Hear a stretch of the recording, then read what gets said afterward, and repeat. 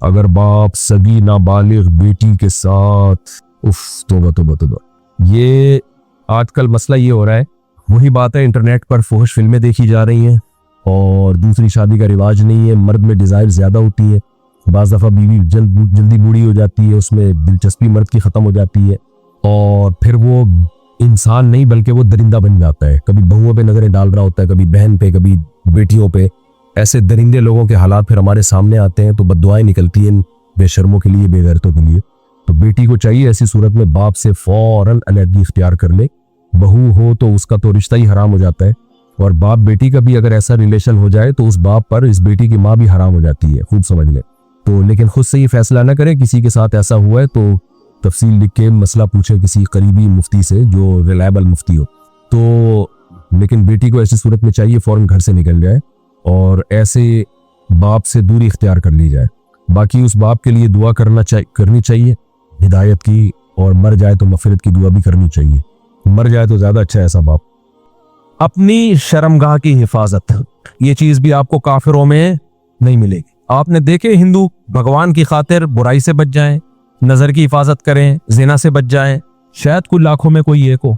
अंग्रेज़ों में तो जो ईसाई हैं, ये पूरा अमेरिका यूरोप तो क्रिश्चियनिटी है ना, ये तो क्रिश्चियन है, अपने आप को मुंह से बोलते भी हम क्रिश्चियन हैं। क्या इन्हें मालूम नहीं है कि हजरत ईसा अलैहिस्सलाम ने जिना को हराम करार दिया है? लेकिन क्या बचते हैं? नहीं भाई। तो अल्लाह से रिलेशन के बगैर आदमी जिना से बच नहीं सकता है। वही बचेगा जिसके दिल में अल्लाह का खौफ हो। अल्लाह के खौफ के अलावा कोई ऐसी पावरफुल मोटिवेशन अब तक ईजाद ही नहीं हुई है जो मर्द को जिना से रोक दे। कोई मोटिवेशन ऐसी है ही नहीं, क्योंकि जिना बहुत ज्यादा इंसान पे उसका गलबा होता है, इससे बचना बहुत मुश्किल है। कैसे रोकेगा कोई डॉक्टर? आपको कैसे रोकेगा? इससे सेहत खराब होगी, इस तरह रोकेगा आपको। वो कहेगा इससे खानदानी निजाम तबाह हो जाएगा, तो अगला कहेगा मेरे करने से क्या निजाम तबाह होगा? तो पूरी दुनिया जब जिना छोड़ेगी तो निजाम बहाल होगा ना, मेरे अकेले से क्या होता है? वो आपको कहेंगे इससे एड्स फैलता है, तो लोग कहेंगे ठीक है हम एड्स की जो बचने की तदाबीर इख्तियार कर लेंगे। कोई आपसे कहेगा कि जी आपका पैसा इससे बर्बाद हो जाएगा, तो आदमी कहेगा एक दफा कर लेता हूं, जब बर्बाद होने लगेगा तो नहीं करूंगा। हर चीज का शैतान जवाब आपको दे देगा। इसके लिए सिवाय अल्लाह से रिलेशन के कि आपको किसका खौफ हो? अल्लाह का। वो आग में डालेगा अगर मैंने जिना किया, वो आग में डाले, वो बर्बाद कर देगा जिंदगी मेरी। जानी को आखिरत में सजा बाद में मिलती है, दुनिया में सजा पहले। दुनिया की सजा पता है क्या जानी की? उसकी फैमिली लाइफ की ऐसी की तैसी। उसके दिल में बीवी की मोहब्बत नहीं बल्कि बीवी बोझ लगती है उसको।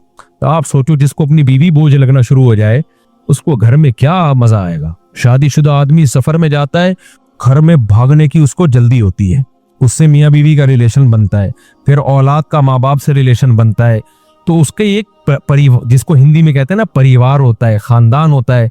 बाज अल्फाज हिंदी के बड़े अच्छे हैं, वो परिवार का लफ्ज ना बड़ा एक अट्रैक्टिव सा लफ्ज लगता है, इसलिए मैं बार बार परिवार लेकर आता हूँ। तो एक पूरा आपका क्या होता है? एक खानदान आबाद होता है। औरत को शौहर पे एतमाद होता है, क्योंकि ये जो शौहर 2 नंबर होते हैं ये बिल आखिर पकड़े जाते हैं। ये हो नहीं सकता कि पकड़े ना जाएं, ये कहीं ना कहीं पकड़े जाते हैं। औरत को पता चल जाता है कि इसका रिलेशन है, और फिर औरत के दिल में शौहर की 2 टके की हैसियत नहीं। बाज़ दफ़ा तो ये होता है कि औरत शौहर की कदर करना छोड़ती है, टाइम पास करती है, और बाज़ दफ़ा खुद भी वो बदकिरदार बन जाती है। वो कहती है जब तुम्हारे ताल्लुकात हो सकते तो हमारे क्यों नहीं हो सकते? तो अब क्या ऐसा रिश्ता तो गया तेल लेने, रिश्ता कहाँ गया? बोलो तेल लेने। तो जब रिश्ता तेल लेने गया तो उसका नुकसान क्या होगा कि जानी जो जिना करके जो थोड़ी देर की खुशी होती है वो तो हासिल होती है, लेकिन जो एक कंटिन्यूसली एक खुशी इंसान को घर में बीवी बच्चों की मोहब्बत से, और फिर वो बुढ़ापे में दादा दादी नाना नानी, ये सारी जो एक मुस्तकिल खुशी है, ये हमेशा के लिए इससे क्या हो जाता है? महरूम। बिल्कुल नशे की मिसाल है कि चरस पीने का मजा 10-15 मिनट का, मुझे टोटल कैलकुलेशन मालूम नहीं क्योंकि मैं कुछ चरसी अल्हम्दुलिल्लाह हूं नहीं, आइंदा किसी चरसी से पूछूंगा। कल मैंने 3 जहाज देखे कल मैं न्यू कराची से आ रहा था, बहुत अरसे के बाद मुझे जहाज नजर आया। 3 जहाज, मैं न्यू कराची से आ रहा था तो झाड़ियों के अंदर 3 बंदे बैठे हुए हैं। इनको जहाज कहते हैं ना हम लोग, ये हवा में होते हैं। अच्छा वो चरसी नहीं थे, क्योंकि जो उनकी हालत हुई थी ना, उससे लग रहा था ये चरस तो छोटा नशा है, ये कुछ और ही कर रहे हैं। तो मैंने गाड़ी थोड़ी स्लो कर ली, मैंने कहा झांक के देखें ये कर क्या रहे हैं। तो अच्छा ज्यादा करीब हमने देखा, टीका है एक के हाथ में, इंजेक्शन, तो एक दूसरे को इंजेक्शन लगा रहे हैं। अल्लाह की पनाह यार, जो उनका मुंह बिल्कुल ऐसा जैसे डीजल ऐसे काले हुए वे, कपड़े फटे हुए, बर्बाद जिंदगी उनकी, जिंदगी बर्बाद। मैंने सोचा थोड़ा व्लॉग बनाऊं, फिर मैंने कहा अच्छा नहीं है यार ये बेचारों को व्लॉग बनाए हम तो। लेकिन वो तीनों बैठे हुए हैं ऐसे मर रहे हैं, और एक दूसरे के इंजेक्शन, कौन देकर गया इनको इंजेक्शन? कोई तो देकर गया होगा, तो पैसा भी बर्बाद। अब उनको तो मजा आ रहा है ना, लेकिन आपका क्या ख्याल है? ये हमेशा का मजा है? थोड़ी देर का मजा है, उसके बाद अजाब और टेंशन। ये खुदकुशियां तक कर लेते हैं हीरोइन जी। तो मेरे भाई ज़िना का भी ऐसा ही है, थोड़ी देर का मजा है, लेकिन जो नेचुरल मजा था, आपका घर बार आबाद हो, मोहब्बतें हो, मियाँ बीवी का रिलेशन, औरत को शोहर पे एतमाद, शोहर को बीवी पे एतमाद, ये लिबरल लोगों में ये सब एतमाद की ऐसी की तैसी। मैं तो ऐसे ऐसे हालात जानता हूँ जो सेकुलर लिबरल, नाम नेहाद लिबरल है ना, जो बड़े प्रॉड माइंडेड बनते हैं कि हम मुल्लाओं को नहीं मानते, मुल्लाओं के, ऐसे इनके हालात होते हैं। बड़ी लिबरल सी एक आंटी से शादी कर ली, किसी पे मैं इल्जाम नहीं लगा रहा, चिप रख रहे होते हैं उनके पर्सों में बेगम के, कि ये जो कह के जा रही है कि मैं तारिक रोड मार्केट में शॉपिंग करने जा रही हूँ, तो लोकेशन से हम ट्रेस करेंगे कि ये जा भी वहां रही है।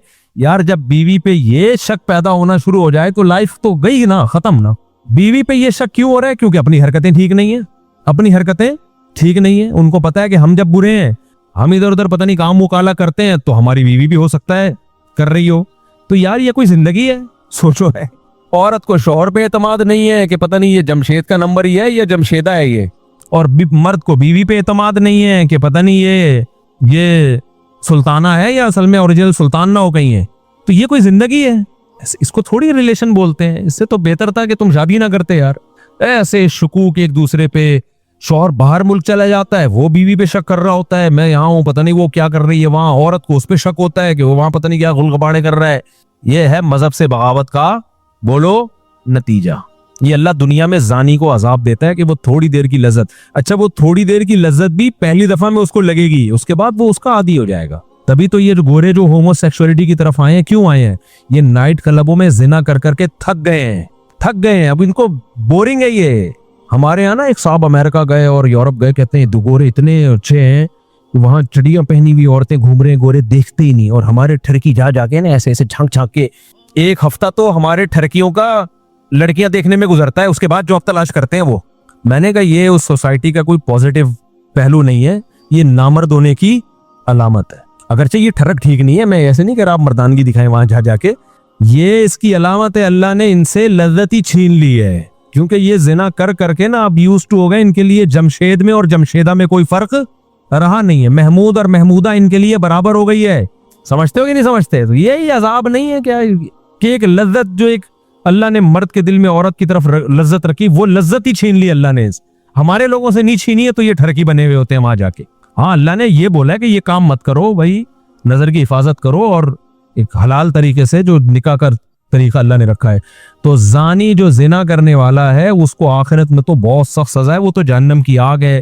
हजरत जिब्रील को नबी ने देखा ना मेराज में, तो नबी सल्लल्लाहु अलैहि वसल्लम ने देखा कि कुछ लोग नंगे मर्द और नंगी बरहना औरतों को आग में जलाया जा रहा है और वो आग के शोलों के साथ ऊपर आते हैं।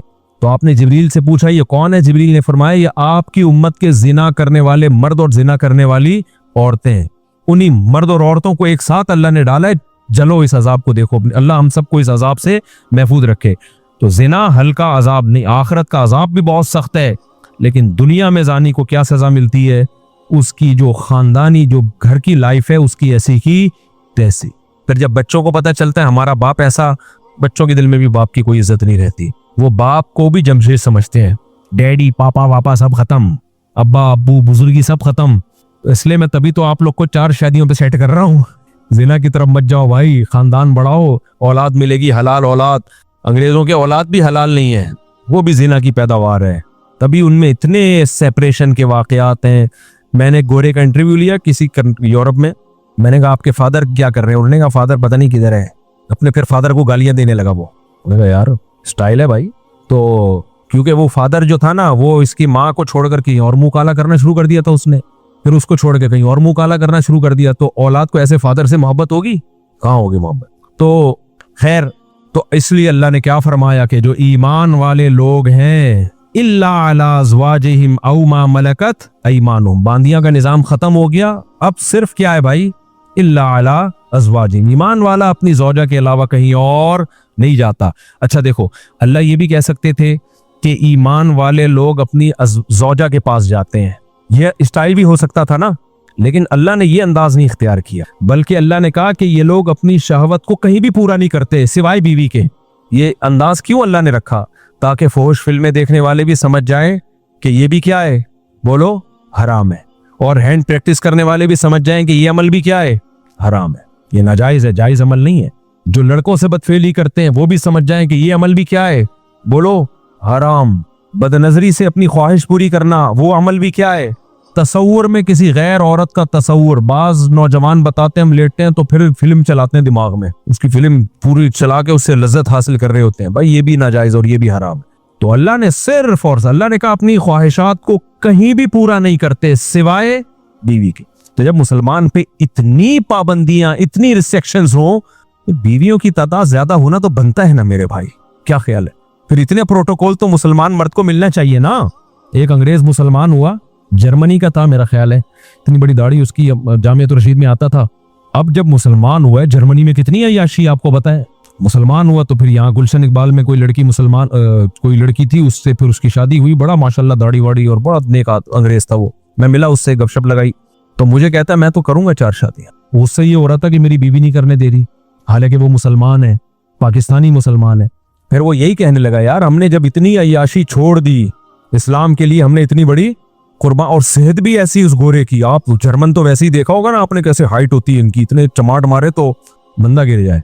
तो एकदम गुस्सा हो गया मेरे सामने बैठे बैठे। मैंने कहा भाई मैंने थोड़ी रोका है तुझे, उसकी बीवी उसको रोक रही थी तो उस पर गुस्सा हो रहा था वो।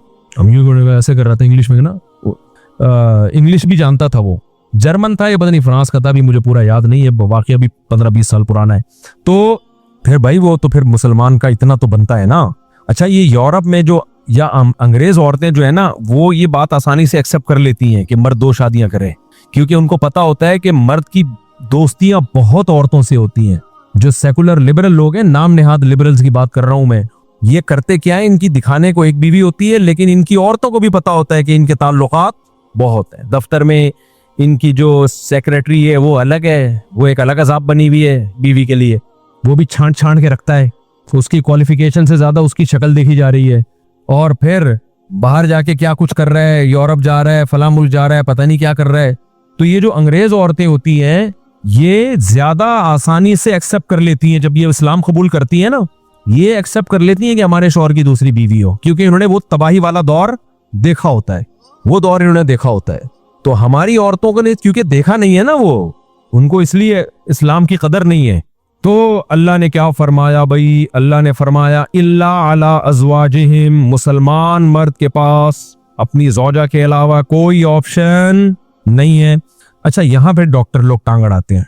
डॉक्टर कहते हैं ये एक्चुअली ये जो हैंड प्रैक्टिस वगैरह, इससे एक्चुअली सेहत को नुकसान नहीं होता, और ये तो वगैरह वगैरह जो डॉक्टर फजूल बातें कर रहे होते हैं। देखो एक चीज खूब अच्छी तरह समझ लो, हर चीज मेडिकल साइंस से साबित नहीं हो सकती। मेडिकल साइंस क्या करती है कि वो कहते हैं भाई जब आप सेटिस्फाई होते हो, इधर हो या उधर हो, तो जो वहां आपकी बॉडी में चेंजिंग आती है वही यहां भी आती है। यानी वो तो इसको बिल्कुल एक सिंपल उस पर लेके जा रहे होते हैं, लेकिन हकीकत ये है इससे मेडिकली भी आपको नुकसान होता है, क्योंकि मेंटली आप डिस्टर्ब होते हो। अल्लाह ने जो काम, नेचर कभी गलती करती है, मुझे एक बात बताओ, फितरत कभी 2 नंबर ही करती है? तो अल्लाह ने मर्द को औरत के लिए, औरत को मर्द के लिए पैदा किया है। अगर ये ख्वाहिश आपकी हाथ के जरिए या किसी और तरीके से पूरी होगी, तो ये हो नहीं सकता कि आप जहनी तौर पर आप डिस्टर्ब ना हो, ये हो नहीं सकता, ये नामुमकिन है। अल्लाह ने हमारे लिए दूध को पैदा किया है या चर्फ को पैदा किया है? दूध को पैदा किया। दूध पीते रहो, मेंटली कोई दिमाग में कोई खराबी आएगी आपके? भाई ये नेचुरल है ना। अंडे खाते रहो, पराठे खाते रहो, चावल खाते रहो, रोटी खाते रहो, कुछ भी नहीं होगा। आप ज्यादा मजे के चक्कर में चर्च पे आ गए, बॉडी को नुकसान हो या ना हो, सबसे पहले खोपड़ी खराब होगी आपकी। तो ये जो हाथ से ख्वाहिश पूरी करने की जिनको आदत पड़ती है, ये मेंटली डिस्टर्ब होते हैं।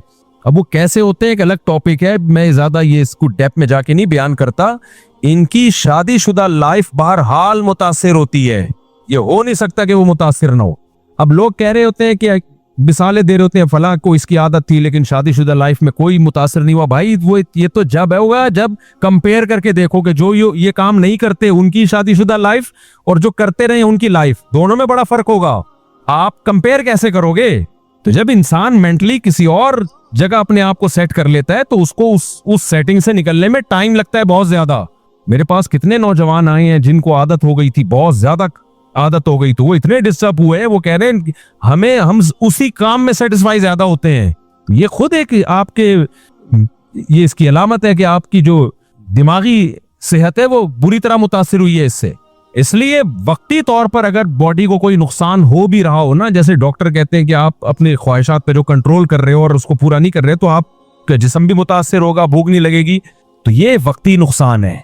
ये शादी के बाद ये सारे साइड इफेक्ट खत्म हो जाएंगे, लेकिन अगर गलत तरीके पे सेट हो गए ना तो वक्ती तौर पे यकीनन कुछ फायदे हासिल हो सकते हैं, लेकिन दायमी तौर पे उसके नुकसानात होंगे। और सबसे बड़ी बात यह, यार एक चीज में अगर फायदा हो भी सेहत को बिलफर्ज, लेकिन जब हमारे लिए वो अल्लाह ने हराम करार दे दिया तो बस मुसलमान के लिए ये नुकसान काफी है, ये नुकसान काफी है मुसलमान के लिए। सहाबा ने शराब के बारे में नबी से पूछा था। मुशरिकीन मक्का कहा करते थे कि शराब में तो बहुत सारे फायदे भी है, इस्लाम ने शराब को हराम करार दे दिया, लेकिन शराब पी के बॉडी में ताकत आती है, कितने डिप्रेशन टेंशन हो, जब शराब पीते हैं तो सारे गम हम भूल जाते हैं। तो अल्लाह ने कोई ज्यादा लंबा चौड़ा जवाब नहीं दिया कुरान में। अल्लाह ने फरमाया इस्मुहुमा अकबरु मिन नफ़इहिमा, इनमें जो गुनाह है वो इनके फायदों से ज्यादा है। और दूसरी बात एक जहन में ये भी रखो कि मेडिकल साइंस का टॉपिक अखलाकियात नहीं है। मिसाल के तौर पर आप किसी डॉक्टर से पूछो कि डॉक्टर साहब जिना करने में सेहत को कोई नुकसान है, तो डॉक्टर कहेगा नहीं भाई, बीवी के पास जाना और जिना करना दोनों में एक जैसी एनर्जी यूज होती है, तो कोई नुकसान नहीं है। ये डॉक्टर ये बात क्यों करेगा? इसलिए कि अखलाकियात डॉक्टर का टॉपिक नहीं है। लेकिन मजहब आपको बताएगा जिना करने में नुकसान क्या है, जहन्नम की आग है। अगर 4 गवाहों से साबित हो गया तो 100 कोड़े हैं, और अगर शादीशुदा होना साबित हो गया तो जमीन में गाड़ के पत्थरों से मार के हलाक किया जाएगा इसको। इतना बड़ा जुर्म है ये।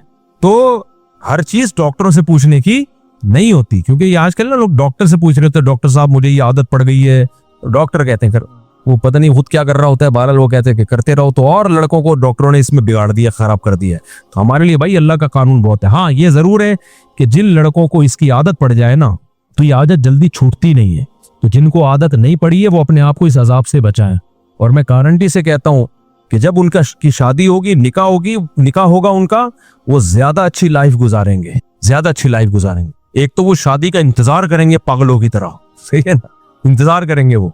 तो वो अपने आप को बचाएं इससे, ये सोच के ना करें कि एक दफा करने में क्या होता है। जिसने इस बुराई को एक दफा किया वो फिर पड़ गया इसमें हमेशा के लिए। तो बचाएं, जिनको आदत नहीं है वो बचाएं अपने आप को इस बुराई से, और जिनको आदत पड़ गई है वो छोड़ने की कोशिश करें। और ये यकीन कर ले कि छोड़ने की कोशिश करेंगे तो इंशाल्लाह ये गुनाह छूट जाएगा। छूटा नहीं तो कम हो जाएगा, कम नहीं तो शादी के बाद छूट जाएगा। लेकिन अगर छोड़ने की कोशिश नहीं की ना तो फिर नहीं छूटता ही है। तो और छोड़ने की कोशिश में क्या है, किसी शेख से इस्लाही ताल्लुक कायम करें। हजरत फिरोज मेमन साहब हैं, शाहीन असर हजरत हकीम अख्तर साहब के खुलफा में से हैं, जामित रशीद में मौलाना कासिम साहब हैं। किसी अल्लाह वाले से इस्लाही ताल्लुक कायम करें, अपने ख्यालात को पाकीज़ा करें, और जब भी गुनाह हो अपने आप पर कोई सजा रखें, कोई रोजे की या कोई सदका वगैरह की सजा रखें, तो उससे आहिस्ता आहिस्ता ये गुनाह बोलो छूट जाता है। और फिर जब फिर भी नहीं छूट रहा तो मायूस ना हो, कोशिश नहीं छोड़नी है, क्योंकि उस कोशिश का पता है क्या फायदा होगा। अगर आपने कोशिश नहीं की तो खूब समझ लो ये इस गुनाह तक नहीं रहोगे, फिर इससे एक स्टेप आगे बढ़ोगे। जो हैंड प्रैक्टिस करते हैं जिना की तरफ फिर वही जाते हैं, क्योंकि उनको अपनी ख्वाहिश पे कंट्रोल ही नहीं होता। इसका सबसे बड़ा अजाब ही यही है, क्योंकि वो ना बार बार उनके जज्बात भड़कते हैं। जो एक दफा हिम्मत करके इस बुराई को छोड़ दें, उनके जज्बात भड़कते ही नहीं है, वो कंट्रोल में आ जाते हैं। ये ऐसा जुर्म है, करोगे तो करते रहने की आदत पड़ेगी। फिर एक मेरे पास ऐसे नौजवान आते हैं, एक दिन में 6-6, 7-7 दफा कर रहे होते हैं ये बुराई। तो आपने अगर छोड़ने की कोशिश नहीं की, पहली बात ये गुनाह बढ़ता चला जाएगा। दूसरी बात, फिर इस गुनाह तक रुकोगे नहीं, ये गुनाह आपको फोर्स फिल्मों तक लेकर जाएगा, फिर फोर्स फिल्मों से जिना तक लेके जाएगा आपको। तो छोड़ने की कोशिश में क्या होगा फायदा, या तो छूट जाएगी बुराई हमेशा के लिए, या कम हो जाएगी, या कम से कम वहां स्टॉप लग जाएगा, उससे आगे नहीं जाओगे आप। क्योंकि आप लड़ रहे हो शैतान से, तो शैतान भी दिफाई पोजीशन में आ जाएगा। नहीं आई मेरा ख्याल है बात। जब आप शैतान से लड़ोगे ना, एक होता है इकदामी पोजीशन, बढ़ चढ़ के हमले करना, एक होता है दिफाई पोजीशन, हमला कोई और कर रहा है, आप सिर्फ दिफा कर रहे हो। तो अगर आपने हथियार डाल दिए और इस बुराई से बचने की कोशिश भी छोड़ दी, तो शैतान इकदामी पोजीशन में आएगा, वो बढ़ चढ़ के आप पे हमले करेगा, वो कहेगा अभी ये कर रहे हो, अब इससे आगे जाओ, अब इससे आगे जाओ, अब इससे आगे जाओ, जिना करवा के छोड़ेगा वो। लेकिन अगर आप छोड़ने की कोशिश में लग गए, या तो आप शैतान से जीत जाओगे, छूट जाएगी बुराई, नहीं जीते तो कम से कम इतना होगा कि शैतान को दिफाई पोजीशन में ले आओगे। शैतान कहेगा ठीक है मैं बढ़ चढ़ के हमले तो नहीं कर रहा, लेकिन तुझे यहां तक रोकूंगा मैं, कम से कम ये करता रहा, इससे आगे बढ़ने पे नहीं आएगा वो। आप लोग को समझ में नहीं आ रहा, रहने दो। इसलिए खुलासा ये निकला कि जब भी किसी नौजवान से ये गुनाह हो, वो अज़म करे मैं अपने आप को सजा दूंगा। सजा कुछ भी हो सकती है, वो खुद फैसला करे। सदका करूंगा कुछ पैसे, या रोजा रखूंगा, या इतने नवाफिल पढ़ूंगा, या सुबह का नाश्ता गोल कर दूंगा, या उस दिन खाना नहीं खाऊंगा। कुछ ना कुछ सजा दे, शुरू में हल्की सजा दे, बहुत ज्यादा सजा ना दे। तो आहिस्ता आहिस्ता आहिस्ता, और फिर अल्लाह से दुआ भी मांगे, 2 रकत पढ़ के तौबा भी किया करे, तो आहिस्ता आहिस्ता ये गुनाह इंशाअल्लाह छूट जाएगा। समझते हो कि नहीं समझते? तो अल्लाह ने क्या फरमाया, इल्ला अला अज़वाजिहिम, अल्लाह से अगर रिलेशन मजबूत करना है तो निकाह के अलावा तुम्हारे पास कोई ऑप्शन नहीं है। ये अल्लाह का हुक्म है। आगे हम चलते हैं, आज मैंने ये सूरत खत्म करनी है। इल्ला अला अज़वाजिहिम औ मा मलकत अयमानुहुम फ़इन्नहुम गैरु मलूमीन। अल्लाह फरमाते हैं कि जो तमाम रास्तों को ख्वाहिश पूरी करने के बंद करे और निकाह को फोकस करे, तो जो निकाह को फोकस करेगा ये काबिल मलामत नहीं है। ये जुमला लगाने की भी क्या जरूरत थी अल्लाह ताला को? भाई नहीं आई मेरा ख्याल है बात। अल्लाह ताला ने अगर किसी चीज को हलाल कर दिया तो अल्लाह के लिए इतना कहना काफी है ना कि ये हलाल है तुम्हारे लिए, कि भाई बीवी के पास जा सकते हो, काफी है ना ये। लेकिन अल्लाह ने आगे कहा कि अगर जौजा के पास जो जाएगा या निकाह करेगा, ये लोग काबिल मलामत नहीं है। ये कहने की अल्लाह को जरूरत क्या थी भाई? अब जब भी कोई कानून बनाया जाता है तो इतना कह देना काफी होता है ये इलीगल है और ये लीगल है। आगे ये कहने की क्या जरूरत होती है कि जो ये लीगल करेगा वो मलामत के काबिल नहीं है? ये कहने की जरूरत पड़ती है? मैं आसान मिसाल से समझाता हूँ बात को। देखो, डॉक्टर से आपने पूछा कि डॉक्टर साहब क्या क्या खा सकता हूं, क्या क्या नहीं खा सकता, तो डॉक्टर कहेगा कि भाई आपका चूंकि गला खराब है, आप अचार नहीं खा सकते, आप कोल्ड ड्रिंक नहीं पी सकते, आप ये नहीं पी सकते। डॉक्टर साहब क्या मैं गन्ने का रस पी सकता हूँ? हाँ पी सकता हूँ। हाँ आप पी सकते हो, डॉक्टर ये कहेगा ना, बस इतना काफी है। तो अल्लाह भी ये कह देते भाई ये हराम है, और निकाह करके जो ख्वाहिश पूरी करते हैं वो क्या है? हलाल है। लेकिन अल्लाह ने कहा कि जो अपनी निकाह करके ख्वाहिश पूरी करते हैं ये लोग काबिल मलामत नहीं है, क्योंकि अल्लाह को मालूम था कि कुछ सूफी मिजाज लोग फंटर बनेंगे और शादियां करने वाले को भी ताने देंगे शहवत परस्ती के, क्योंकि वो ये समझेंगे कि ये दुनियादारी है। वो कहेंगे भाई हराम से भी बचो, हलाल में भी बकदरे जरूरत इक्तिफा करो, क्या शादियों में लग गया है और कोई काम नहीं है तुम्हारा? अभी एक शादी हुई, फिर दूसरी शादी, फिर तीसरी शादी, फिर चौथी, क्या हो गया यार ये आप? तो इसलिए अल्लाह ने फरमा दिया कि जो निकाह को फोकस कर रहा है, इसको मैंने परमिशन दी है, अपने खर्चे पे कर रहा है, बराबरी करेगा। तो कोई अगर इसको ताना देता है ना मलामत का, क्या भाई यार तू भी है तो तू भी ठरकी, पहले तू हराम कर रहा था उधर ठरक था, अब शादियों पे सेट हो गया तो है तो ठरकी है। ना ना ना ना, अल्लाह कहते हैं ये मेरी तरफ से इसकी परमिशन है, लिहाजा इसको ठरकी कहने की किसी को इजाजत। मजाक में कहते तो अलग बात है, मैंने भी यूनिवर्सिटी में किसी को मजाक में कह दिया था।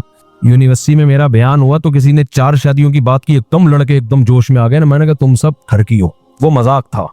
सही है। तो क्योंकि मेरा वैसे कुछ नहीं वो रिस्पॉन्स आ रहा, जैसी ये बात हुई एकदम सब।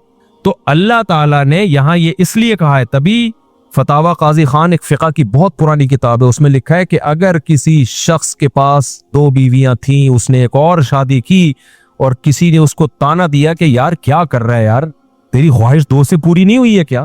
तो युखाफु अलैहिल कुफ्र, उस पे खतरा है कि वो काफिर ना हो गया हो, क्योंकि अल्लाह ने बाकायदा परमिशन दे के कहा है कि ये काबिल मलामत बोलो नहीं है। जब अल्लाह ने कह दिया कि करने दो, अपने खर्चे पे भीख लेके कर रहा हो तो फिर भीख की मलामत करो यार, ये क्या कर रहा है? जब अपने खर्चे पे कर रहा है और उनमें अगर बेअदली कर रहा है तो भी काबिल मलामत है। उसको आप ये कहो यार हुकूक क्यों अदा नहीं कर रहे, इसमें भी उसको मलामत की जाएगी। यार शादियां तो कर रहे यार, हुकूक पूरे नहीं कर रहे, इस पे भी मलामत की जाएगी। लेकिन हमारे यहाँ हुकूक भी पूरे कर रहा हो, बराबरी भी कर रहा हो, शादी भी अपने खर्चे पे कर रहा हो, तो भी ताने देते हैं। क्या 2 से दिल नहीं भरा? मैंने जब 2 की थी ना, जब मेरी तीसरी हुई है, तो मेरे करीबी रिलेटिव हैं, मुझसे बड़े भी हैं, एहतराम भी है उनका मेरे दिल में, तो मेरा ख्याल था मिलेंगे, वेल डन माशाल्लाह। वैसे मुझे देखा उन्होंने, क्या हो गया 2 से दिल नहीं भरा था क्या? ऐसे मुझे उन्होंने कहा कि मैं अजीज थोड़ी देर के लिए मुझे शौक लगा, मैं बहुत शर्मिंदा हुआ कि यार मैं शायद कोई गलत आदमी हूँ। और ऐसा उन्होंने मुझे तंज किया ना, क्या फिर कर ली, ऐसा तंज किया, मुझे थोड़ी देर के लिए लगा कि मैं कोई सोसाइटी में नेक या शरीफ आदमी नहीं हूं। मुझे ऐसा महसूस सा हुआ, इतनी मजबूत लहजे में उन्होंने डांटा मुझे। तो फिर मैंने सोचा यार अल्लाह ने कहा फ़इन्नहुम गैरू मलूमीन, अल्लाह कह रहे हैं, अल्लाह थपकी दे रहे हैं, कोई बात नहीं, कोई बात, ठीक किया, कोई मसला नहीं है, हुकूक पूरे कर रहे हो तो क्या किया है, ठीक किया है। तो ये मैं नहीं कह रहा मेरे भाई, ये अल्लाह कह रहा है कि अगर कोई शादी कर रहा है अपने खर्चे पे कर रहा है, लड़की वालों को धोखा भी नहीं दे रहा, उसमें पहली वालियों के साथ बराबर का सलूक भी कर रहा है, और तीसरी को घर भी अलग लेके दे रहा है, उसी के साथ ठोंस नहीं रहा पहली के साथ, क्योंकि ये सब चीजें लोग ख्याल नहीं कर रहे होते, उधर ही ठोंस देते हैं। रातों गुजारने में भी बराबरी कर रहा है और हुकूक भी पूरे कर रहा है। तो अल्लाह कह रहे हैं कोई बात नहीं, तुम्हें तीसरी पे ताना मिल रहा है, मेरी तरफ से तुम्हें इजाजत है, चौथी भी कर सकते हो। तो अल्लाह ने मुझे खुसूसी परमिशन दी है, उसके बाद फिर मैं चौथी की तरफ आया। वरना जिस तरह से उन्होंने मुझे ताना दिया था ना, मैं एकदम शॉक हो गया था, क्योंकि लोग मुबारकबाद दे रहे थे और वो आके उन्होंने कहा कि दो से दिमाग नहीं फिर कर ली। तो अब तू खानदान के बड़े थे वो, तो उनकी बात को मैं सीरियस भी लेता था, तो इसलिए मैं तो शौक में चला गया थोड़ी देर। फिर मैंने सोचा यार मैं इतना लोगों को मोटिवेट करता हूँ, जब मैं शौक में चला गया तो जो एक आम आदमी है जिसके पास इतने दलाइल नहीं है, उसकी तो बेचारे को सोसाइटी में मुंह दिखाने के काबिल नहीं रहता होगा वो, उसको तो लोग ताने दे दे के मार देंगे उसको। तो इसलिए फिर मुझे ढीठ बनना पड़ा। तो ये कुरान की आयत को मैं इसलिए एक्सप्लेन कर रहा हूँ कि भाई हलाल अगर कोई कर रहा है तो वो काबिल मलामत नहीं है। और इसी से और भी आगे चलो, ये हर हलाल के बारे में है। अगर कोई अपने खर्चे पे नली निहारी खा रहा है, उसमें मगज डाल रहा है और उसमें नींबू निचोड़ के मजे का बना रहा है, हराम है हलाल है, हलाल है, उसको भी ताना देना नहीं बनता। हलाल है भाई, चोरी के पैसों से थोड़ी खा रहा है। अगर कोई अपने पैसों से लग्जरी घर बनाए, एयर कंडीशन लगाए, लॉन बनाए, उसमें अल्लाह ने उसको पैसा दिया, स्विमिंग पूल भी बना ले, चाहे ये काम मुफ्ती करे, मौलवी करे, आमी आदमी करे, काबिल मलामत नहीं। हाँ जब चंदे के पैसों से कर रहा हूं, हराम कर रहा हूं, वो तो फिर तो कोई भी करे, नाजायज है।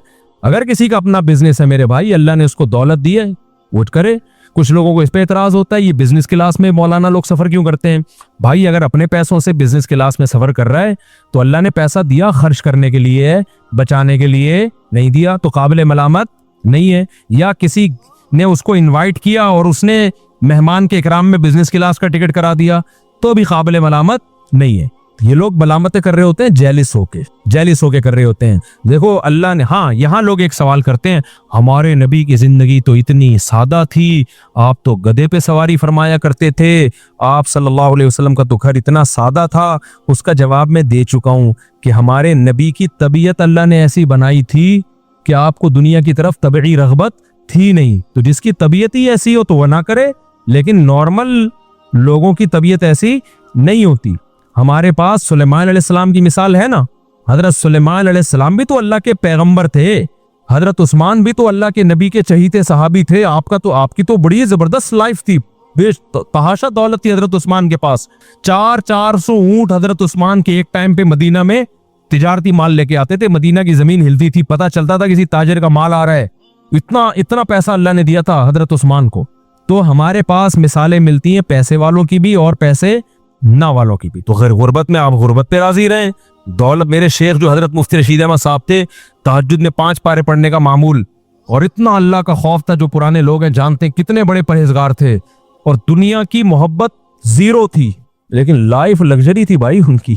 लाइफ क्या थी, पगड़ी इतनी महंगी पहनते थे, कुर्ता ऐसा सफेद चमकता हुआ, बहुत महंगा कुर्ता था। घड़ी 1985 में 60,000 की घड़ी ली थी उन्होंने, उस वक्त 60,000, आज सोच लो कितने लाख की प्लैटिनम की घड़ी थी, बेहतरीन। वो उनकी लग्जरी गाड़ी ऐसी थी, कुवैत के शहजादे से खरीदी थी। सोच लो क्या गाड़ी होगी। हम जब गाड़ी में बैठते थे कभी कभार हमारा दिल ही नहीं करता था, हम रक्शे से आते थे मदरसे, और उनकी कभी गाड़ी में बैठे तो उतरने का दिल नहीं करता था। तो लेकिन दुनिया की मोहब्बत अलग चीज है, दुनिया की नेमतों का इस्तेमाल करना अलग चीज है। मेरे को खुराक भी उनकी खानदानी थी, खुराक में सेब, बादाम, अंडे, ये उनकी खुराक थी। अब अगर कोई और उनके बारे में मुझे ये बताता तो मैं सोचता शायद वो बुजुर्ग नहीं थे, दुनिया परस्त थे। लेकिन हमने तो भाई उनकी सोहबत में कई साल गुजारे हैं। हम कहते हैं अगर वो भी बुजुर्ग नहीं थे ना, अल्लाह वाले नहीं थे, फिर तो अल्लाह वाले मार्केट से क्या हो गए हैं, शार्ट हो गए। क्योंकि हमें पता था कि यार उनके दिल में दुनिया की मोहब्बत, सखावत इतनी थी, इतनी अपने ऊपर भी लगा रहे हैं और गरीबों पे खर्च भी कर रहे हैं। हजरत के पास जो पैसा आता था ना जमीनों से, ऐसे नोटों की गड्डियां में इस पे रखी होती थी, अपने घर का खर्चा निकाला, उसमें यही अंडे पराठे और ये सब चीजें, पराठे नहीं खाते थे, ये खुराक भी बड़ी उन्होंने खानदानी रखी हुई थी, गोश्त के और ये सब चीजों का खर्चा निकाला, बाकी सारा फी सबीलिल्लाह सदका। अब देखने वाला उनका सदका तो देख नहीं रहा होता था। नए नए लोग आते ना, बदगुमान हो जाते, यार ये कैसे बुजुर्ग हैं, इतनी महंगी घड़ी है, इतने महंगे जूते हैं इनके, गाड़ी ऐसी शाहाना, और एक फ्लोर ऊपर जाने के लिए भी लिफ्ट लगाई हुई है, क्योंकि जब एज ज्यादा हो गई थी तो ऊपर जाना मुश्किल हो गया तो लिफ्ट लगवा ली थी। और जब कमरे में जाते तो बेहोश हो जाते उनका कमरा देख के, ऐसा खूबसूरत कमरा, दिल ही नहीं करता था निकल। हम जाते थे सफाई के लिए तो हम कहते थे इसमें कहाँ से सफाई शुरू करें भाई, यानी हमारे घरों से वो इतने ज्यादा साफ होते थे, हमारे घर साफ होके उतने अच्छे नहीं होते थे जितने उनके मैले होके होते थे अच्छे। तो ऐसा उनके घर में सफाई का माहौल। हजरत कहते थे मेरा जो मुसल्ला है वो मैला होने से पहले धुलता है, मेरे कपड़े मैले होने से पहले धुलते हैं, हमारे घर में धुलाई घर के गंदा होने से पहले, घर के बिस्तर की चादरें मैली होने से पहले धुलती हैं। हम कहते थे भाई ये क्या है, इसकी लॉजिक समझ में नहीं आई। फरमाते थे अगर मैला होने के बाद धुलें तो मैल तो देख लिया ना घर में। आप लोग से बहुत देखो ये ऊपर की बातें, ये समझ में नहीं आएंगी, हमें भी नहीं आती थी समझ में। हजरत कहते थे कपड़े अगर मैले हो गए तो मैल तो देख लिया ना, सफाई इसको थोड़ी कहते हैं मैल मैल नजर आ रहा है, सफाई कहते हैं मैल नजर आने से पहले साफ हो रहा है। तो हजरत के घर की चादरें धुलती थी। एक टाइम था कि इतने वक्त के बाद अब मैली होने का खतरा शुरू हो गया है, लिहाजा इतने टाइम के बाद चादरें धुलेंगी। हजरत का जो मुसल्ला था जहां नमाज पढ़ते थे, ऐसे नमाज ऐसे बिल्कुल जैसे कोई खंबा खड़ा हुआ हो ना, ऐसे ऐसे, कद भी माशाल्लाह ऊंचा था, पंजाबी थे ना तो बड़े चौधरी टाइप के, उनका हजरत का मिजाज भी ऐसे ही था। तो वो कपड़े मैले होने से पहले धुल रहे हैं, ऐसी सफाई और खुशबुएं, ओ भाई उनकी खुराकें। तो अगर कोई मुझे उनके बारे में बताता और मैंने उनके सोहबत में खुद टाइम ना गुजारा होता, मैं क्या कहता, फौरन फतवा लगा देता ये दुनिया परस्त हैं, माज अल्लाह याशी कर रहे हैं। फिर हमने उनका अल्लाह से ताल्लुक देखा है, उसी के बाद हमें अंदाजा हुआ भाई दुनिया रख के भी अल्लाह वाला बना जा सकता है, को देख के अंदाजा हुआ और उन्हें मिसाल कायम की। तो इसलिए, और अगर तुम चाहते हो कि नबी जैसी ही जिंदगी हो तो फिर तो मेरे भाई जो हमारी जिंदगी है, फिर तो गरीब की जिंदगी भी बड़ी लग्जरी है। फिर तो एक कमरे का छोटा सा कच्चा मिट्टी का घर बनाओ। फिर तो जिन उलमा के पक्के घर है ना, चाहे किराए पे हो, वो भी गलत कर रहे हैं। फिर तो इकोनॉमी क्लास में सफर भी गलत है। फिर तो पैदल जाओ गधे पे बैठ के और जौ की रोटी खाओ, वो भी एक टाइम। और घर आपका इतना छोटा हो कि आप अगर नमाज में सजदा करें तो आपकी ज़ौजा को पांव समेटने पड़े, इतना छोटा घर हो, और उसमें एयर कंडीशन क्या, पंखा भी ना हो। हमारे नबी के घर में पंखा भी बोलो नहीं था, और एक ही प्याला था, उसी में खाना, उसी में पानी, उसी में दूध। तो इतनी सादगी आज कौन अफोर्ड कर सकता है? तो तुम अपने मौलानाओं को मशवरे वो दिया करो जो खुद अफोर्ड कर सको। एक वाकया सुना के बात को समेटता हूँ। एक दफा हारून रशीद के दौर में हारून रशीद घोड़े पे जा रहा था, बड़ी जबरदस्त शाही सवारी। तो एक शख्स आया, उसने हारून रशीद के घोड़े की लगाम पकड़ी, या लोगों को, गार्ड वार्ड को, उसको बोला मुझे हारून रशीद से एक सवाल पूछने दो खाली। गार्डों ने इजाजत दे दी। वो आया, हारून रशीद से कहने लगा बता तू ज्यादा बेहतर है या उमर बिन खत्ताब बेहतर थे? हारून रशीद ने कहा यार उमर बिन खत्ताब, तो उमर बिन खत्ताब थे भाई, वो ज्यादा बेहतर थे। तो इस शख्स ने कहा उमर बिन खत्ताब के कपड़ों पे पेवंद लगे होते थे, वो गधे की सवारी करते थे, घर में रोटी नहीं थी, कोई पूरा प्रोटोकॉल नहीं था, और तू उनसे 1000 गुना कमतर है। अपनी सवारी, अपना लिबास देख और अपनी लग्जरी लाइफ देख, तुझे शर्म नहीं आती? वो हारून रशीद ने बड़ा खानदानी जवाब दिया। हमारे उस्ताद ये जवाब अपने अल्फाज में बयान करते थे। पहले मैं हारून रशीद के अपने अल्फाज बता दूं, फिर हमारे उस्ताद के अल्फाज बताऊं। हारून रशीद ने कहा कि हजरत उमर की हुकूमत थी अबू हुरैरा पर रजी अल्लाह अन्हु और बिलाल हबशी पे। अगर हजरत उमर के कपड़ों पे 10 पेवंद हैं तो अबू हुरैरा के कपड़ों पे 15 पेवंद होंगे, ठीक है ना? और कहा मेरी हुकूमत तुम जैसे बेगैरतों पर। हमारे उस्ताद इसमें बेगैरत का लफ्ज़ बढ़ाते थे। एक उस्ताद उल्लू का पट्टा बढ़ाते थे, एक बेगैरत। और कहा मेरी हुकूमत तुम जैसे उल्लू के पट्टों पे। तुम खुद तो इतने 1000 गज के घर बना के रहते हो है भाई, और कोई एक पेवंद का नहीं। और बादशाह के बारे में चाहते हो फटे पुराने कपड़े पहन के गधे पे घूमे हो। तो कहा उस जैसी रियाया होगी तो हम भी उन्हीं जैसे बन जाएंगे। तो वो चुप होके चला गया पतली गली से। तो इसलिए मेरे भाई ये मौलवी जो बनते हैं ना, ये इसी सोसाइटी से बन के सोसाइटी मार्केट में आते हैं, समझ रहे हो? ये कोई ऐसा नहीं है कि नबी सल्लल्लाहु अलैहि वसल्लम की औलादें या सहाबा आज मौलवी बन रहे हैं। तो आज जो मौलाना बन रहे हैं वो इसी सोसाइटी से निकल के आते हैं। तो जैसी पब्लिक होगी मौलाना भी उसी टाइप के होंगे। तुम खुद कबाब पराठे खाओ और जावेद निहारियों में उंगलियां डुबो डुबो के खाओ, उसमें नींबू भी निचोड़ो, और मौलवी को बोलो कि ये दाल खाएगा, मैं तो ये बर्दाश्त नहीं करूंगा भाई किसी कीमत पे। हम तो किसी कीमत पे, हम जब मौलवी हैं भाई, हम भी डुबो अपने खर्चे पे खा रहे हैं ना, तो हम भी नींबू भी निचोड़ेंगे, उसमें नली भी डालेंगे। मैं जब निहारी तैयार करवाता हूं तो आप दोस्तों से पूछ लो, मैं बोलता नली अलग से डाल उसमें और मगज अलग से डाल, और ग्रेवी शुरू में ही ले आ, ग्रेवी शुरू में ही ले। तो इसलिए भाई ये मौलाना भी इसी सोसाइटी की पैदावार है, इनको बेचारों को इतने मुसीबत का मुकल्लफ क्यों बना रहे हो? इनको भी जीने का हक दो, हराम ना हो भाई। ये नहीं कि अब वो सेटिंगें भी शुरू हो रही हैं और चंदे का पैसा कोई खाना शुरू कर दे, ना ना ना, इसमें तो मौलवी डबल मुजरिम होगा। एक आम आदमी चोरी करता है, एक दर्जे का मुजरिम। कोई मौलवी अगर चंदे के पैसे से घर बना रहा है और अपना जाती घर, या वो करप्शन कर रहा है, उसकी सजा उसको पकड़ो जरूर, उसको नहीं छोड़ो। उसको तो मैं लोगों को कहता हूँ नहीं छोड़ो। ये ना देखो ये मौलवी क्या खा रहा है, क्या पहन रहा है, या भाई उसकी पर्सनल लाइफ है, खाने दो उसके बच्चों को भी, खुद भी अच्छा खाने दो, अच्छा पहनने दो। लेकिन मेरे भाई अगर मस्जिद में कोई मौलाना या मदरसे में कोई करप्शन कर रहा है, आप उससे पूछ रहे हैं ये गाड़ी आपने कहाँ से ली, वो जवाब ही नहीं दे पा रहा उसका। हजरत आपकी तो इतनी आमदन है नहीं, तो किसी ने हदिया दिया है आपको, तो जरा बता दें कौन है जो इतना बड़ा दिल करके पूरी गाड़ी हदिया दे दी, गिफ्ट दे दी, कौन है? तो ये इंतजामिया का फर्ज बनता है वो पूछे, और अगर वो इसको वाजे ना कर सके तो भाई इसका मतलब ये 2 नंबरी हो रही है। फिर क्या होता है, फिर मैं बताते रहता हूँ, फिर आप उस मौलाना से पूछते हैं ये चंदे के पैसों का, वो फिर पता है क्या जवाब देते हैं? उलमा का इहतिराम, एन भी बड़ा गाढ़ा निकालते हैं, हा भी बहुत गाढ़ी, इहतिराम उलमा का। जब मेरे पास केस आता है मैं उनसे कहता हूँ कि उलमा से सवाल तो किया जाएगा भाई। इस्लाम में जब नबी ने यहां तक कह दिया कि मेरी बेटी फातिमा अगर चोरी करती उनका हाथ काटा जाता, यार सैयदा फातिमा के हम 100 दफा मर के पैदा हो जाए उनकी खाक के बराबर नहीं है। इतनी बड़ी बात पैगंबर ने कह दी कि अगर फातिमा बिनते मोहम्मद सल्लल्लाहु अलैहि वसल्लम चोरी करती उनका भी हाथ काटता। अब क्या रह गया भाई? तो पैसों के लेन देन में, माली मामलात में, कैरेक्टर में भाई ये माफी के काबिल नहीं है। तो उसमें आलिम हो, मुफ्ती हो, कुछ भी हो, तभी हमारी मस्जिद का सारा मालियाती शोबा मैंने अपने हाथ में रखा ही नहीं है, वो खजांची को दिया हुआ है, और वो भी यहाँ के पुराने बुजुर्ग हैं, उनसे हिसाब लेता रहता हूं मैं। लेकिन ये कि वो ताकि कोई मुझ पे उंगली ना उठाए। और जो अभी हमने मुफ्ती तारिक मसूद फाउंडेशन बनाई है ना, उसका पैसा भी एक आदमी के हाथ में नहीं रखा। मैं चाहता सारा आ रहा है मेरे अकाउंट में, अपने पास रखता मैं। बदगुमानियां होती, उंगलियां उठती, भाई एक आदमी नहीं है, पूरी एक टीम बना दी है कि सबके सुलह मशवरे से ये पैसा खर्च होगा और एक आदमी की इंडिविजुअल राय उसमें नहीं चलेगी। तो ये सब चीजें मस्जिद का इमाम हो, मदरसे का हो, सबको करना पड़ेगा, क्योंकि बाज लोग बड़े इसमें फ्रॉडी होते हैं। मैं नहीं कह रहा इमाम और मोहतमिम फ्रॉडी होते हैं, ना ना ना, फ्रॉडी लोग भी मदरसे के मोहतमिम बन जाते हैं, बाज दफा फ्रॉडी लोग भी मस्जिद के इमाम बन जाते हैं। तो उसमें फिर उलमा और इहतराम ये हवा नहीं चलेगी। उनसे बोलो भाई सिस्टम में सब आएंगे, पूरा हिसाब होगा, और एक आदमी के पास ये इतनी बड़े मालियाती निजाम होना नहीं चाहिए, एक आदमी के पास नहीं हो। ये आप कितने ही नेक हैं फिर भी नहीं होगा, क्योंकि नबी सल्लल्लाहु अलैहि वसल्लम ने हमें बदगुमानी के मौके फराहम करने से भी मना किया है। देखो आप सल्लल्लाहु अलैहि वसल्लम अपनी एक ज़ौजा के साथ अंधेरे में खड़े हुए थे, एक सहाबी गुजरे, आपने उन सहाबी को बुला के कहा ये मेरी ज़ौजा है।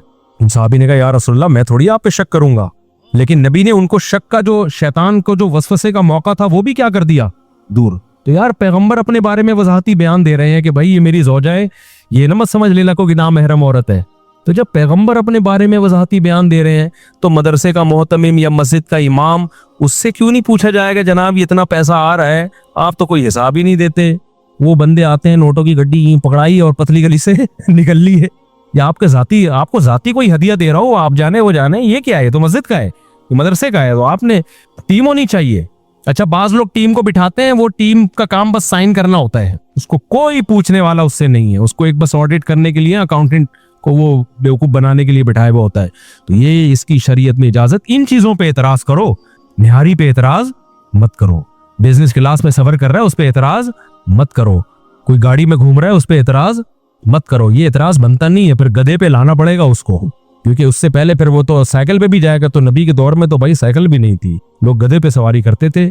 तो फिर तो बहुत ही आपको इस जमाने के हिसाब से तो फिर कोई तकवा कोई इख्तियार कर ही नहीं सकता। तो शरीयत का एक सीधा सादा उसूल है भाई, अल्लाह ने कह दिया लिमा तुहर्रिबु मा अहल्लल्लाहु लक, 28वां पारा, कि जो चीज अल्लाह ने हलाल की है उसे दुनिया में कोई हराम नहीं कर सकता। तो हलाल जब पराठा भी हलाल है, 2 अंडे खाएं, 3 अंडे खाएं, निहारी भी हलाल है, मुर्गी की बोटियां भी क्या है, लेग पीस भी क्या है, हलाल है, और तफरी के लिए स्विट्जरलैंड जाना भी क्या है, हलाल है, किश्ती में घूमना भी क्या है, जितने काम मैंने किए ना सारे बता रहा हूं मैं। अमेरिका में वो ओपन सी में घूमना भी क्या है, हलाल है, अगर कोई घूम रहा है। स्विमिंग भी क्या है, हलाल है। हॉर्स राइडिंग भी क्या है भाई, हलाल है। तो इन चीजों पे एतराज करके अपना टाइम जाया मत करो, मेरी सेहत पे इससे कोई फर्क नहीं पड़ता, सही है ना। मैं फिर भी ये काम जो अल्लाह ने जितनी मुझे तौफीक दी है मैं करूंगा, चंदे के पैसों से नहीं करूंगा, बस ये आपको बता दूं मैं। तो खुलासा, आज भी सूरत खत्म नहीं हुई, टाइम हमारा पूरा हो गया। खुलासा यही निकला कि अल्लाह से रिलेशन के लिए 2 काम करने पड़ेंगे, एक नमाज की पाबंदी और एक अपनी ख्वाहिशात को हलाल तक महदूद रखना, बदनजरी से हिफाजत, जिना से हिफाजत। ये दोनों काम किए बगैर अल्लाह फिर आपके रिलेशन को रिलेशन मानता नहीं। आज क्या हो रहा है, लोग ऐसे कुछ रसूमात बस पूरी कर रहे होते हैं, रबीउल अव्वल में कर लेंगे, कुछ मुहर्रम में कर लेंगे, कुछ कुरान ख्वानियाँ कर लेंगे और समझते हैं कि बस हम तो बड़ा मजहबी घराना है हमारा। भाई मजहबी घराना इसको नहीं कहते, मजहबी घराना 7 पे नमाज है, बस टाइम तो हो गया, काफ़ी हो गया। तो अल्लाह ताला हमें समझने की, अमल करने की तौफीक अता फरमाए। आदून। आगे फिर आयत मैंने अगले हफ्ते आगे से शुरू करनी है, दोबारा ये ना रिपीट कर दूं मैं। वल्लदीना हुम ली अमानातिहिम व अहदिहिम राऊन, ये मुझे याद दिलाना, अगले हफ्ते यहाँ से शुरू करना है कि ईमान वालों की एक और अलामत है एग्रीमेंट की पाबंदी। जो जबान है उसके पक्के होते हैं। आज ये भी एक बहुत बड़ा अजाब हमारी सोसाइटी में आ गया है कि मुसलमान की जबान एक है ही नहीं। आपसे आप ठेकेदार को पैसे दे दो एडवांस में, रुला देगा, आपका घर नहीं बना के देगा। आप बोलोगे कब्र बना दे यार, वो सस्ते में बन जाएगी, घर रहने दे, इतना रुलाएगा ना वो। एडवांस पैसे पकड़ा दो आप। अमेरिका यूरोप में ये होता है कि अगर आपने एडवांस पैसे दे दिए ना, वो सारे काम को छोड़ के सबसे पहले आपका काम करेगा। वहां मुल्कों में, जापान में यही है। वहां लोग बताते हैं कि हमें जब कोई काम जल्दी कराना होता है, हम एडवांस में सारे पैसे पकड़ा देते हैं, फिर वो लोग एग्रीमेंट की पाबंदी करते हैं। उनकी तरबियत हुई हुई है इस बारे में, वो सारे काम छोड़ेगा, पहले आपके काम करेगा। हमारे यहाँ अगर आपने अच्छे अखलाक का मुजाहरा करते हुए किसी को एडवांस में पैसे पकड़ा दिए, हमारे एक सऊदी दोस्त थे, उन्होंने यहाँ डिफेंस में बिजनेस करना था, होटल खोलना था, उनको सऊदी अरब का तजर्बा था कि यार एडवांस में पैसे दो तो फौरन बन जाता है। उन्होंने इधर डिफेंस में होटल के एडवांस में पैसे ठेकेदार को पकड़ा दिए, अब तक रो रहा है वो बंदा, 3 साल हो गए। मैंने कहा होटल तो गया तेल लेने, तुम्हारे पैसे वापस मिल जाए ना, जिस दिन तुम्हारे पैसे वापस मिल जाए तो बोल देना कि मुफ्ती साहब बयान में गलत बयानी से काम लेते हैं, पैसे भी वापस नहीं मिलेंगे। बोले मुफ्ती साहब को तो मालूमात है ही नहीं, इतना नेक आदमी, उसने पैसे वापस कर दिए। तो मैंने कहा पैसे भी गए, होटल भी गया। तो ये एग्रीमेंट हमारे यहाँ माशाल्लाह ये चल। मुसलमान एग्रीमेंट का पक्का होता है भाई, इसके बगैर अल्लाह आपके दीन और मजहब को अल्लाह मानता नहीं है। तो चंद रसूमात का नाम नहीं है इस्लाम, ये अखलाकी जब तक औसाफ मेरे और आपके अंदर पैदा नहीं होंगे, उस वक्त तक अल्लाह हमें अपना मानने के लिए तैयार नहीं। अल्लाह ताला समझने की, अमल की तौफीक अता फरमाए।